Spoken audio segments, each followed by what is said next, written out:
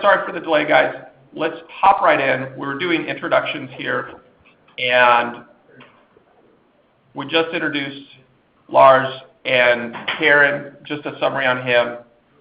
Formerly Director of Sales Strategy Programs and Analytics at Cloudera, where he used sales data to predictively forecast sales performance and led the democratization of data across the organization. We're also joined by J. Ryan Williams, who is the founder of SalesCollider, a coaching and consulting firm that matches new business founders with top B2B sales experts to quickly ramp their experience and skill set. He previously did tours of duty with Lead Genius and Admiral, and is a sales leader and mentor, not only 10xing revenue there, but also developing and scaling new sales teams from scratch. So thank you, panelists, for joining us. You got it. Thank you. Keep on going. Today's topic, pretty easy. We're going to have Lars start the conversation, and this really is going to be an interactive conversation. That's why you see the webcams going. He's going to get the topic set up, level set, in case you haven't heard about ABSD before. He's going to walk us through what the art is of ABSD and how companies are growing pipeline with it. Then we'll jump off on the strategy part, how to make this real. Karan will lead us through the conversation of bringing science, data, and technology into your ABSD strategy. And Jay Ryan will be batting cleanup on one of the most important pieces here, and that is the people, and how to go and hire, train, and scale your SDR team to succeed in this new ABSD environment. So with that, let's jump right in. Lars, what is account-based sales development? Well, first of all, thank you. It's great to be joined by all of you and my two good friends, Jay, Ryan, and Karan. So thanks for the volunteer.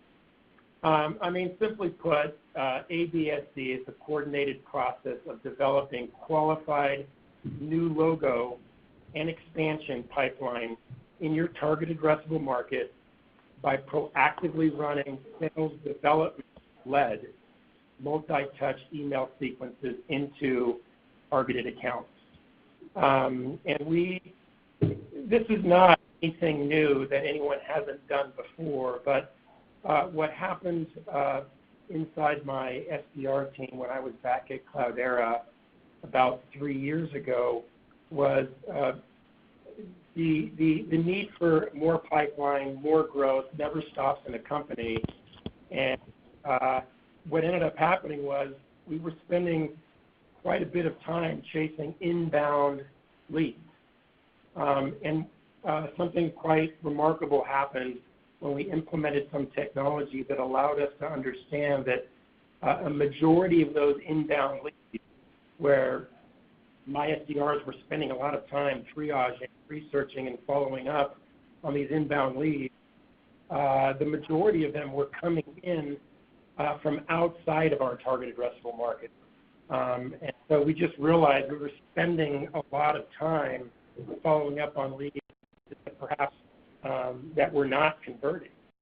And so we found ourselves with a lot of extra time on our hands. And around the same time, we were implementing a cadence platform called Outreach.io and began experimenting with cold outbound kind of hyper-personalized emails targeted at relevant personas in our targeted addressable market. And we began to see very quickly that the open rates and the reply rate skyrocketed from traditional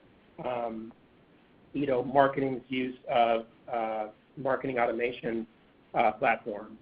And so we just kept kind of turning the crank and began to experiment with various personalized content and messages, whether by vertical or by persona or by revenue band.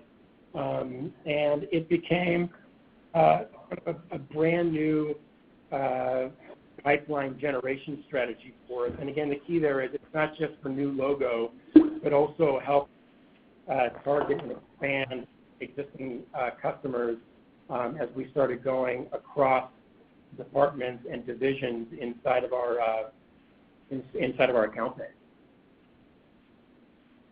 Got it. That's really interesting. So as you developed the process at Cloudera and even previous companies, what did you find was the key takeaways or the key learnings as you developed it? And I imagine it took some time to go through the process from start to finish. Yeah, I mean, a lot of people ask, well, what are the right accounts to target? And again, I think like a lot of traditional SDR organizations, SDRs are overlaid to their account executive, outside sales counterparts. And account selection was done, I would say 50% were accounts that our reps asked us to put into an ABSV sequence because they wanted to penetrate an account that was in their patch. But equally, as we started to learn about these new signaling and intent-based technologies that allowed us to understand accounts that were kind of surging and doing research and kind of tripping on conversations that were relevant to the big data space. And so I think technologies like demand-based and Bombora, we were able to isolate conversations that were happening out there in the, on the internet for people that might be interested in our solutions. And those became great targets for us to drip out an ABSD. And I think that's kind of a key point. The other point is the number of personas that might exist in a single account. We're, I guess I would say, lucky at Cloudera in that our solutions are relevant to quite a number of personas in a large enterprise account. So our sequences, they weren't going out to one or two people. In some cases, they were going out to anywhere from 25 up to 50 and sometimes more individuals at one account. And again, taking advantage of the email cadence platform where you put the power of marketing automation in the hands of an SDR where they can do one-to-many outreach in a single account. That became the true power of giving this into the hands of an SDR organization. Yeah, and you know what, Alex, I'll add to that. So I was with Lars at Past Lives where we rolled out ABSD to a few different clients, including at Cloudera. Two things that I think are important to note. So one, I think Lars was hitting on it. The important part of ABSD is it really can supplement your ABM efforts as well. So for example, when we were at Cloudera and at Past Lives as well, one of the things I noticed was that ABM is a concept that was pretty well understood by many people, and so the marketing organizations were out there doing account-based marketing efforts to a myriad of different accounts. But to me, that wasn't really comprehensive, right? The other half of the equation is just as important. It's important to involve your sales organization, specifically your sales development organization, in that prosecution and prospecting effort as well. So I think by rolling out ABSD, one of the things we saw was, one, it's valuable to have your SDR organization involved in those efforts, but two, you build kind of a closed-loop process with your marketing organization as well. So again, you get a more comprehensive view of how to go after your customers and specifically your target customers. I'd say that's the other big sort of takeaway for me, which is that, yes, ABSD is very powerful. Now you have tools like Outreach out there that allow you to go in and do that one-to-many sort of sequence-based outreach effort, which is great, but you don't want to go do a buckshot approach either. The philosophy, the DNA of ABSD is really around being surgical. So making sure that you have the right target account set in place, right? The sort of accounts that you believe will give you the lifetime value long-term to be successful as an organization, in contrast to the cost of acquisition of those accounts. Those sort of things you have to think through as well. So if you have a sense of what that target set of accounts are, that makes ABSD and frankly ABM even more powerful. So that's the other takeaway that I'd mention as well, above and beyond what Lars outlined. Got it. Now, Karan, what were some of the pitfalls as you were thinking about setting up the systems required to really go for this ABSD strategy? What would you warn our audience about? I have a lot of war stories on this one. I think the benefit and the challenge for myself and for Lars was that because we were sort of at the inception of this ABSD concept, a lot of it was us kind of going out and figuring out the right way to not only put together the process behind ABSD, but also the technology and the tool stack around ABSD. So, I think it's important to note that there's a lot of tools that we've used in this ABSD effort that are not necessarily novel, right? So when you think of account-based intelligence tools like a Bombora, that's relatively new, but there's a variety of tools out there that provide signal and intent data that's a little bit more there in place. Same thing with the outreaches and the S-Ware, the TalkDesks of the world, the SalesSource IQs of the world. I think a lot of people are comfortable with it. The big pitfall for me, Alex, the thing that I think is most important is how do you make sure that all these different tools are communicating effectively with each other? Because at the end of the day, what we're trying to do with an ABSD campaign is, yes, it needs to be surgical, but it also needs to be cohesive. So you can't have, for instance, your marketing automation tool sending out account-based marketing campaigns that have no interaction or visibility into, say, what your SDR organization is doing. Think about a very simple example. Let's say my SDR organization goes out and emails Acme Corporation for an ABSD campaign. A constituency of folks in Acme Corporation say, unsubscribe. I want nothing to do with it, right? That happens pretty normal, pretty typical, right? But if your Eloqua engine or your marketing automation tool doesn't have that insight, that visibility into those unsubscribes, all of a sudden you could also have your marketing organization doing some behaviors or sort of outreach to these same personas, these same people, and again, it becomes very clunky. So that's a very sort of tactical example. There's a million of those that we've faced along the way, but the net of it is hugely important that you coordinate all your different tools together in a manner where they're seamless, that they're speaking with each other, and that the process underneath those tools, so how does your marketing team, how does your SDR organization, frankly, how does your field sales organization, how do they interact with each other in this ABSD effort, I think is paramount.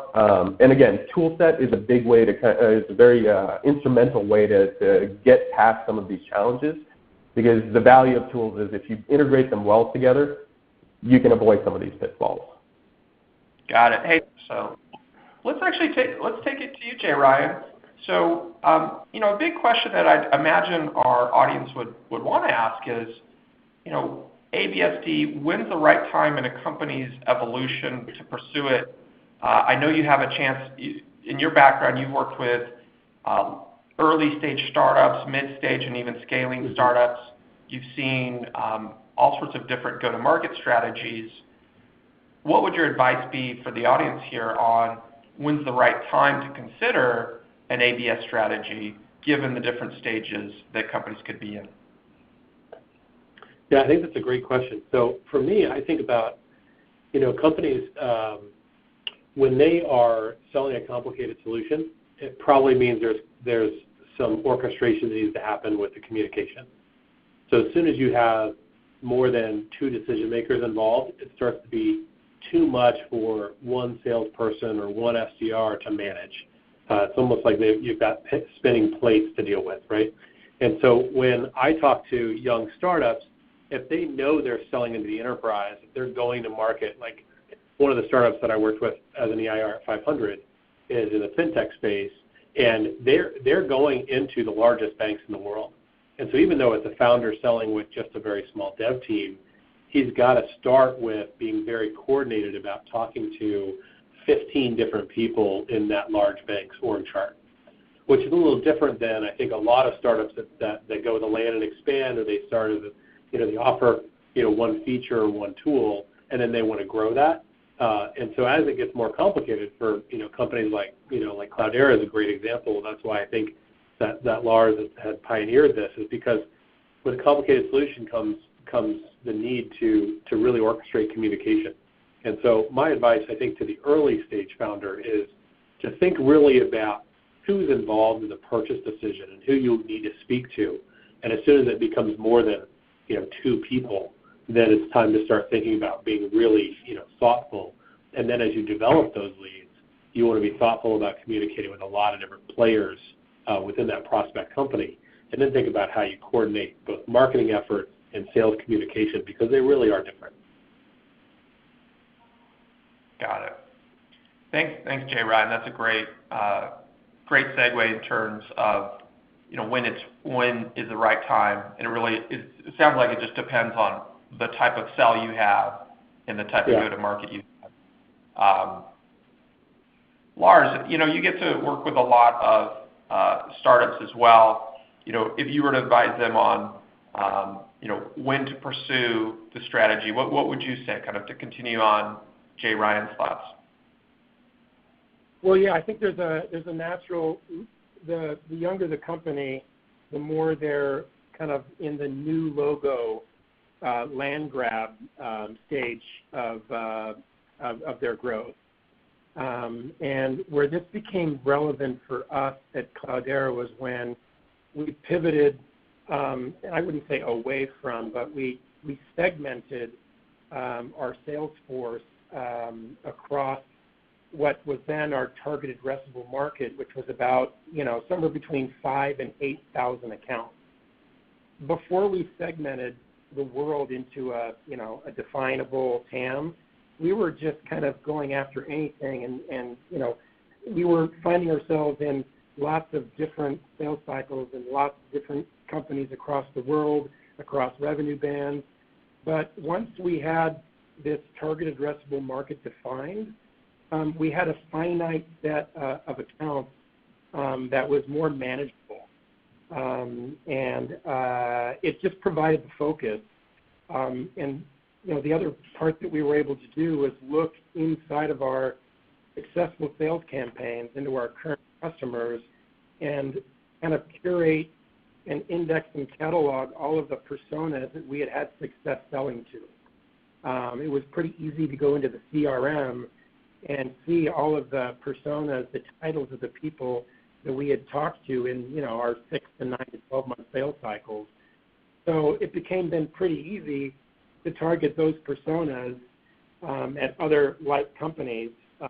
And by using tools like Discover.org and LinkedIn Sales Navigator, very easy to put together, targeted lists of personas to now do this custom personalized outreach to.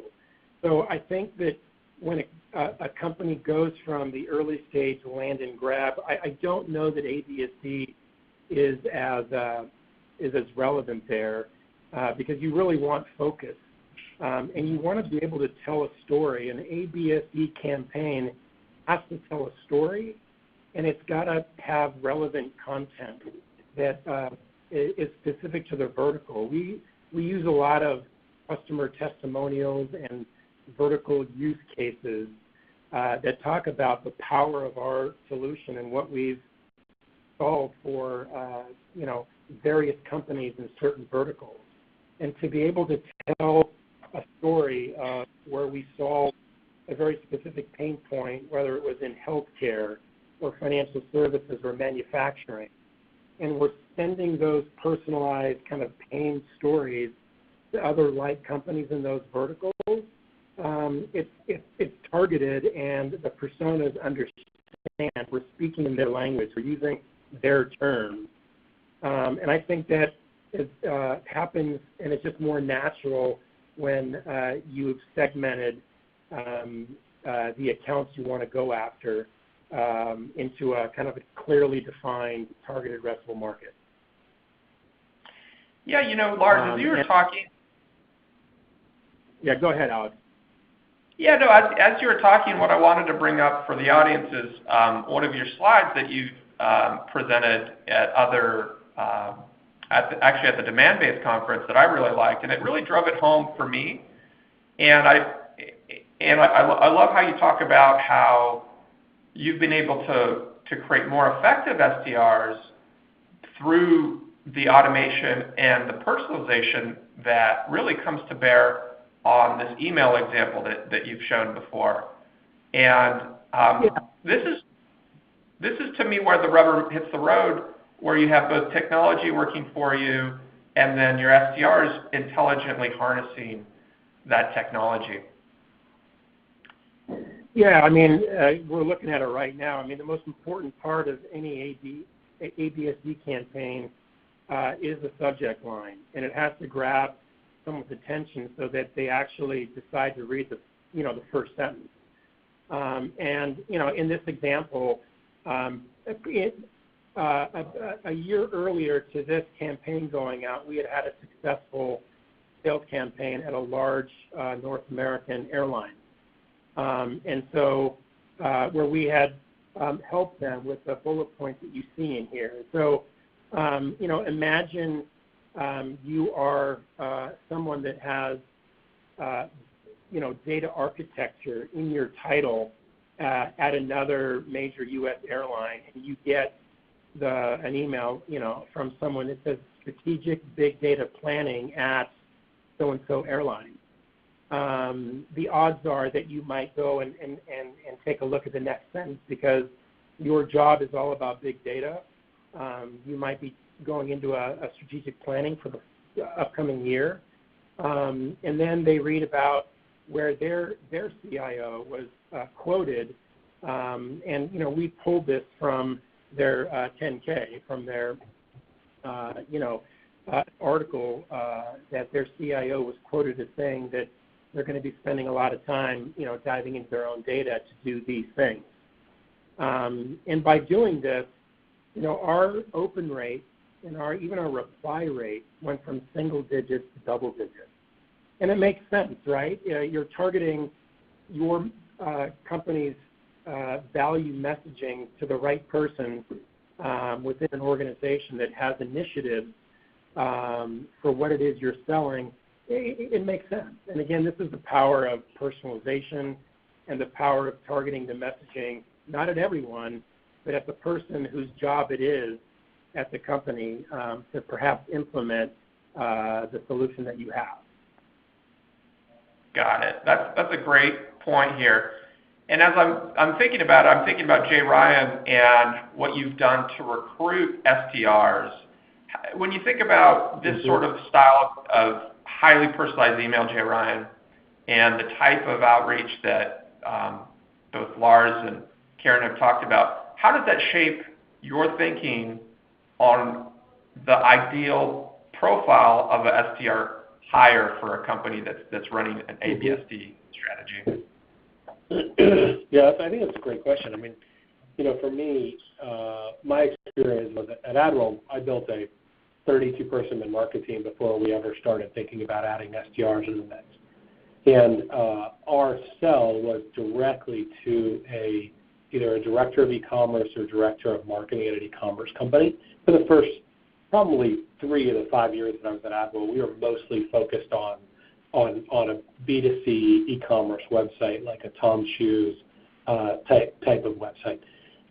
In that case, I don't think that our hiring profile would necessarily align with what you really need for doing the account-based sales development piece, because really we had lightweight storytelling and we had just a few customer examples where we'd say, hey, so-and-so's using this, go ahead. When I look at this email that Lars has up, I think about, we can give these templates to our teams all day long.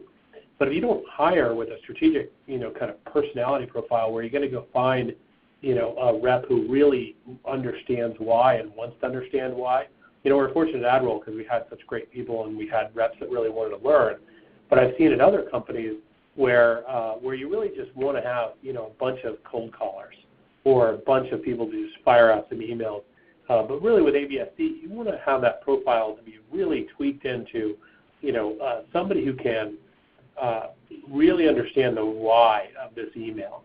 And so I would actually take this slide and throw it into a training or even into a recruiting process and say, can you think about one of the things here that would be worth customizing? Maybe that final step of that interview process is to go, take a current email and show how you customize it for a different U.S. airline. What you might pull that, if the Wall Street Journal quote wasn't readily available for this example. Those types of things I think can really make sure that you're bringing people in who you might be interviewing people who have got the capacity, but you're setting expectations from day one that SDR's job is to help you, put some action around the storytelling and put some action about, really engaging that prospect and that entire company. Great, thanks. Extending the conversation on people and training, wanted to invite Karan to comment on what things that you've done in the past to train SDRs around the technology and processes. I mean, given your role in sales strategy and operations, I got to imagine that that's a topic that you've thought about. Yeah, definitely something that kept me up at night. And by the way, tell me if I'm still echoing. Hopefully not.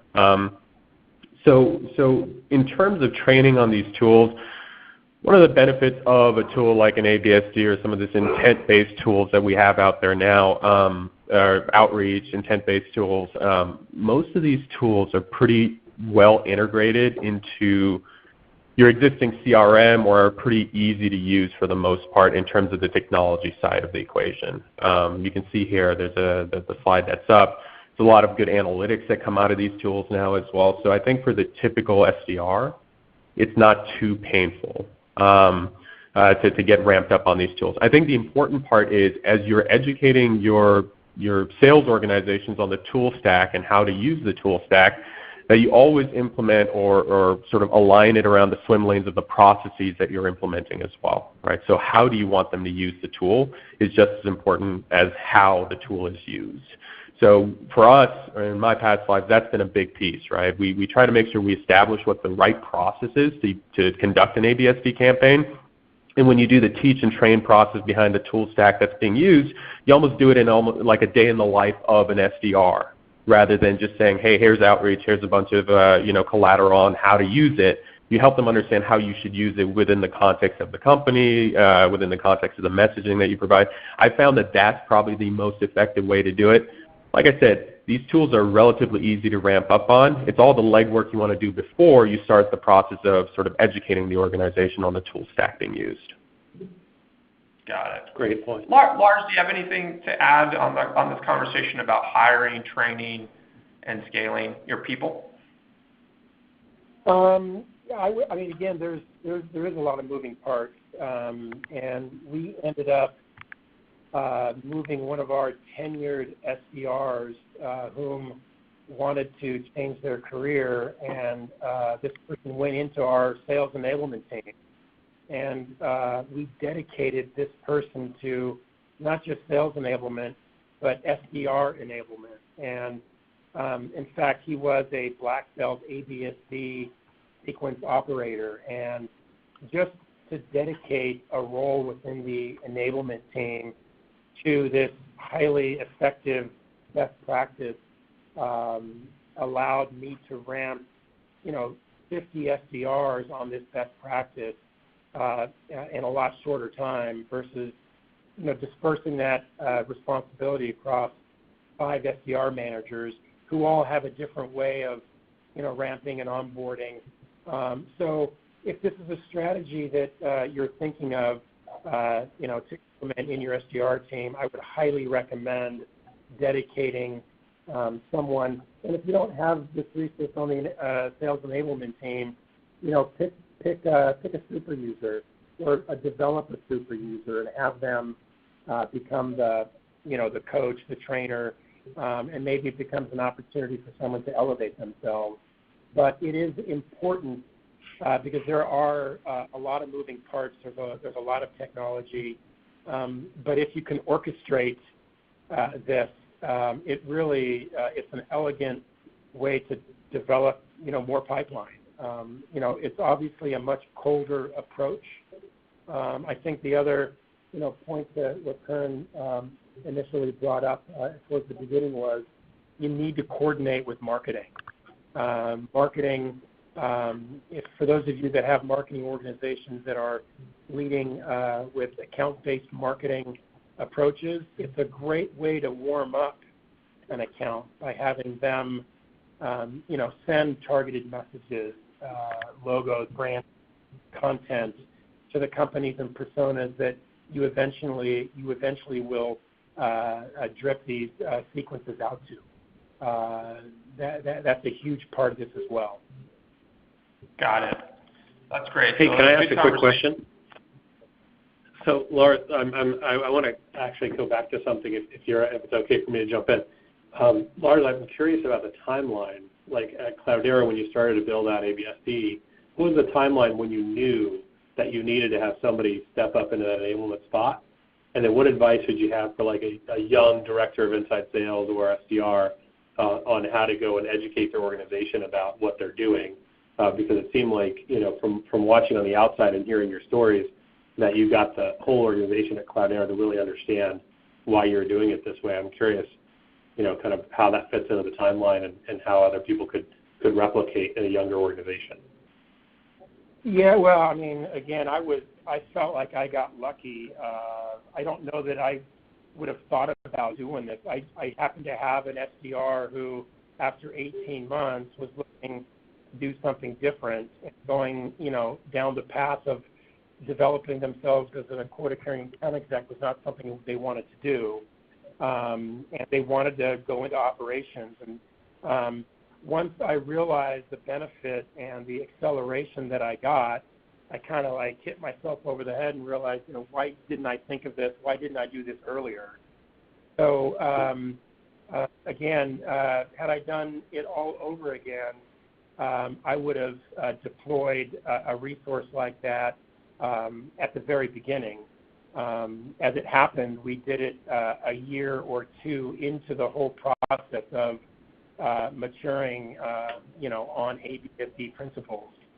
Not sure if that really answers your question, but yeah. It's such an important, right? Every SDR is different, right? And there's a lot of technology, but there's also a lot of manual operation. There's there's crafting the email, and whether they decide to do that on their own or they, get with product marketing or they get with a subject matter expert, because every word in every email has got to be well thought out. And I think today the other thing that I would do is I would spend more time with marketing, maybe even product management, to make sure that they approve of the content and messaging, because it's got to be compelling. It's got to be inspirational, and it's got to be, not long. It's got to be, every word has to be relevant, and it's got to be personalized, and that's hard to do. Today at Cloudera, we have a place where an SDR can go and pull sequences that are pre-written by vertical, by revenue band, by target persona. We also have something called a Hall of Fame that a lot of SDRs want to get into. We have, some of the most, we have ABSD campaigns that got 90% open rate, some that got 70% reply rate. We'll put those into the Hall of Fame so that sales reps, sales managers can go and take a look at what a really, really effective and highly trafficked ABSD campaign looks like to get inspiration. And we even have sales reps that have understood the power of this, and they'll go in and not wait for an SDR to decide to do an ABSD campaign into their account. They'll do it on their own.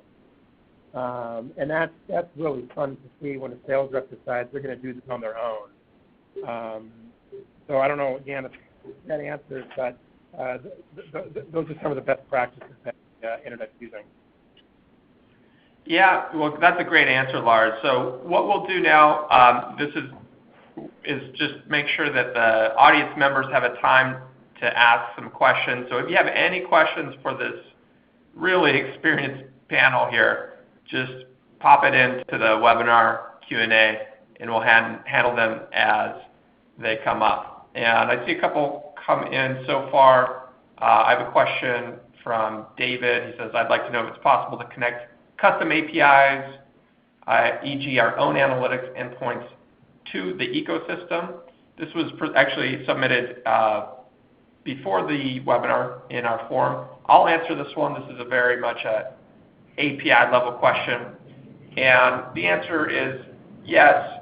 as long as your API is an open and published API, like most are, the Trade.io platform can connect to it. And we see, in fact, quite a few of our larger customers that have a lot of legacy software that has APIs, some custom software, when they want to automate their stack and their ABSD programs and other sales and marketing processes, connecting to proprietary or in-house APIs is something that we do. So the short answer is yes. We had a question from Bailey. Yes, we will be recording this session and sending it out to everyone. We got another question. This is a good one for anyone that has been an SDR or has managed SDRs. Thank you, Raji. And I'm going to direct this one. Actually, let's go down the line. I'll start with Lars. We'll hit Karan and then Jay Ryan. What is the best way to deal with rejections from prospects? You know what? I'm going to redirect this one over to Jay Ryan. He's uniquely qualified. I like to hear him talk anyway. What are you saying? Are you saying that I've got more experience being rejected, Lars? That's not the case, man. So I think, I was trying to make the point earlier that when in the hiring profile, if you really dig in and make sure that your SDRs can understand why you're doing what you're doing, then they've got, both their legs to stand on when it comes to somebody pushing back. Because most of the time, rejection isn't really rejection. Rejection is just providing an objection, right? I think, there's a lot of great resources out there for anybody who's been in sales. There's, blog post after blog post about objection handling, whether you're a disciple of feel, felt, found, where you turn back on the customer and give a good story. I understand why you feel that way. Other people have felt, and then they did this, and they found. If you're kind of thinking about it as more of a how would I train my sales team with objection handling deeper in the demo, and the SDR has been exposed to that, then when they get rejected, Raj, they're not thinking, oh, this is end all be all. They're actually thinking, oh, cool, there's actually traction in this conversation, and a rejection doesn't have to be a rejection. It can instead be a talking point to, I understand, they can start to handle that objection. The other piece of that is if your SDRs, again, if you hire SDRs and you train them well, and they understand why you're doing what you're doing, why you're building the conversation with a prospect that you're building, then you can essentially understand that, potentially that rejection's coming because maybe they have the right titles in their LinkedIn profile, but they're not actually operating that role anymore. Maybe their LinkedIn is covered in I do Hadoop and I do data, and they would look like a person who's perfect for the Cloudera ABSD sequence, but they're actually on a different side of the data process of their company. Their role has evolved, and they're more of doing something different with that same skill set, or maybe they've taken that skill set and gone on to the finance team, where really your play would only be to say, hey, I can optimize your billing.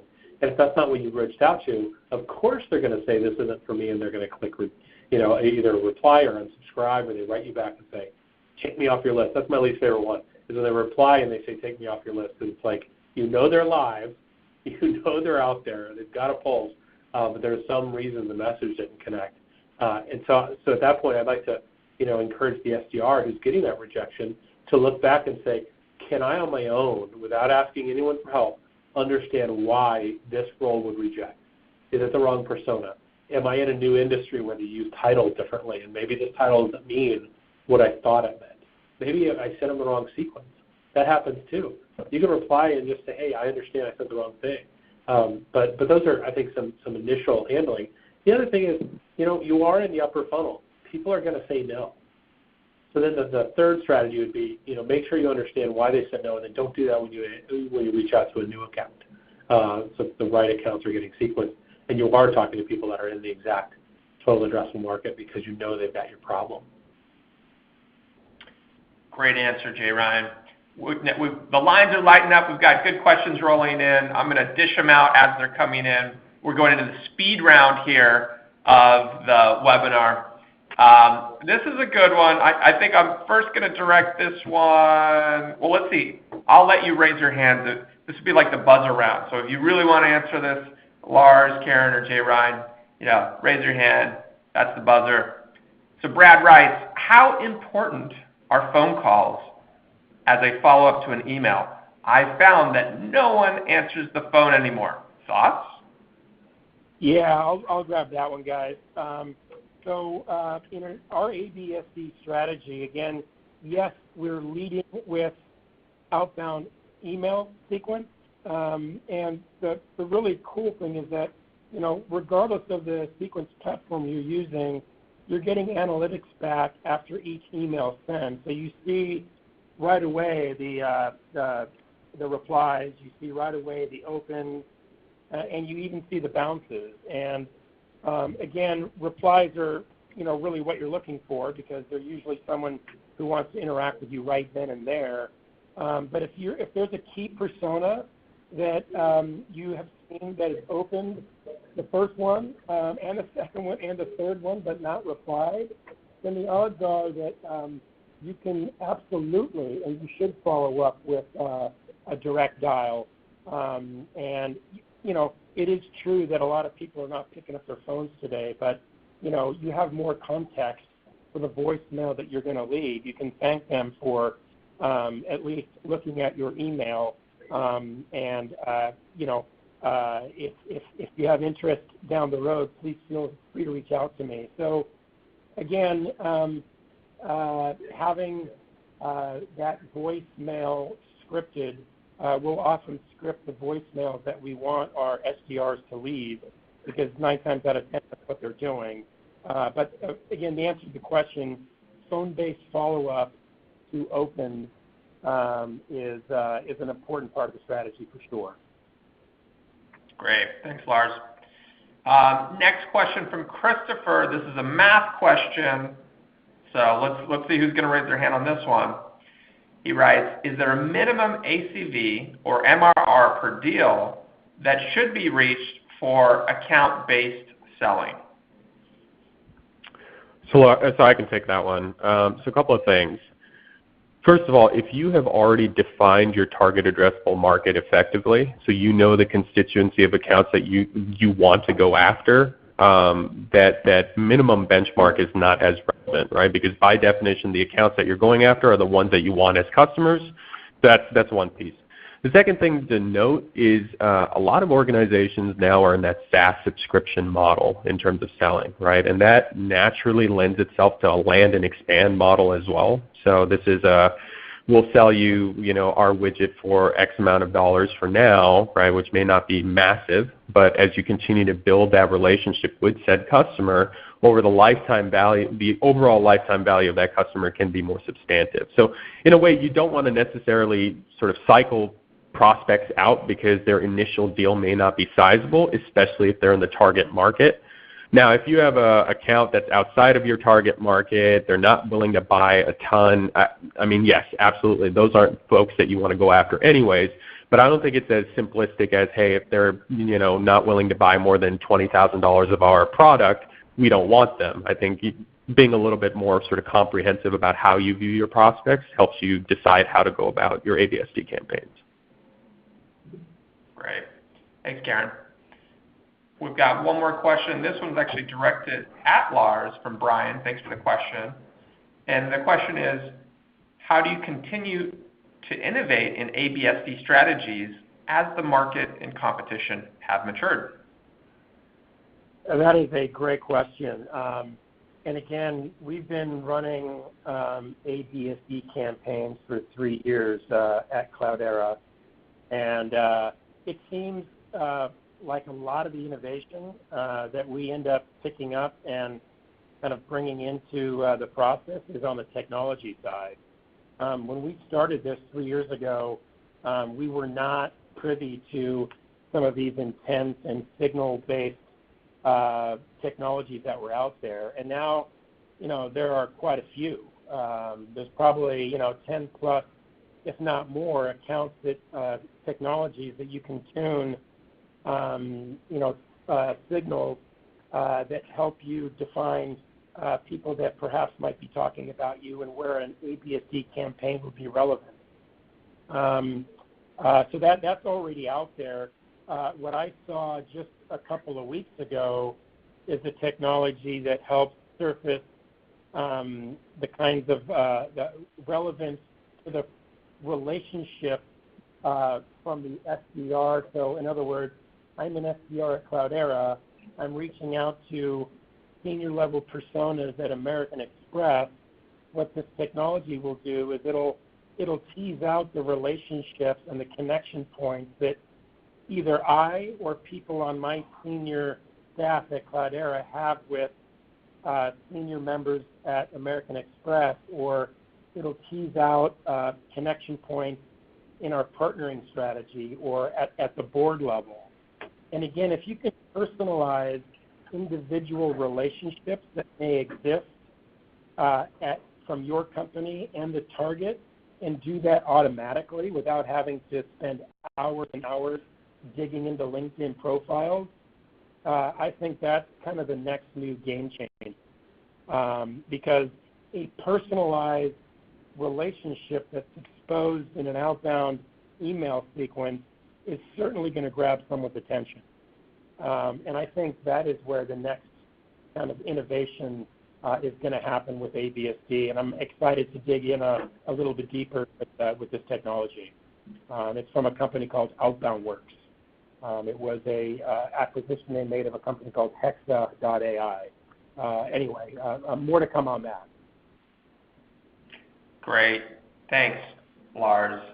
I actually want to bring it back over to Jay Ryan here. You mentioned some of the AI-based softwares. You know, if you're an SDR today, Jay Ryan, I mean, should you be worried about some of this, some of these automation tools, whether it's the automated chatbots or some of the others? Like, you know, what does that mean for someone's career? What do you think?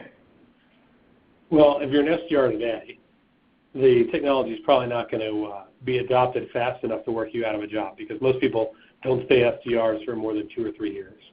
If you're thinking about sales across the board and you're thinking, okay, I really like what's happening in the upper funnel, I want to do that as a sales leader, you know, I don't know that, in fact, I'd bet you that, you know, even 5 years from now, many of those tools are going to change. You know, when I started an SDR team, you know, just 5 years ago, that was pre a lot of the just general sales acceleration stuff. I mean, we were the first enterprise users of Yesware. So that was pre, you know, Outreach and SalesLoft and some of the other cool tools that let you do sequencing at the SDR level and bring that personalization. So, you know, things are going to change no matter what.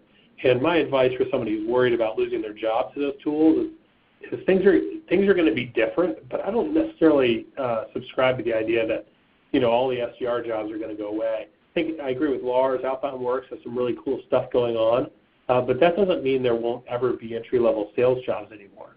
It just means that job will be different. You know, think about the role that Lars talked about. Have somebody who's an enablement person who's helping sit between the sales team and the marketing messaging, right? Like that role is going to need to happen for a long, long time because sales and marketing has just always butted heads for years and years. So I picture the job is going to be very different, not necessarily that job's going to be gone. At least that's my take. Got it. Thank you. Well, that was a great closing thought there. I wanted to thank our panelists. Thank you so much for joining us. Really great conversation here. I want to thank everyone who joined, and thank you for that. If you have any questions, you see the contact info up on the slide. Feel free to contact Trey.io for anything related to integrating your ABSD stack and automating it. And once again, thanks to everyone. Signing off. Bye, guys.